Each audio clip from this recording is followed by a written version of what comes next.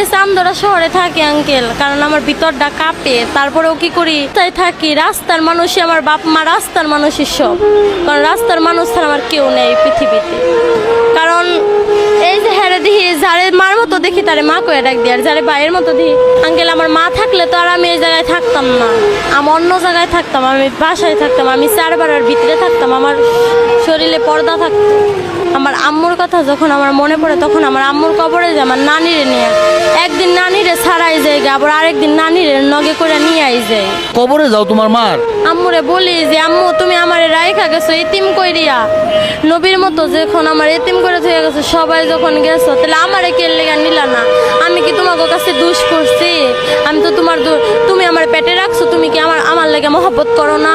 তুমি আমার নিয়ে গেলা না কেন?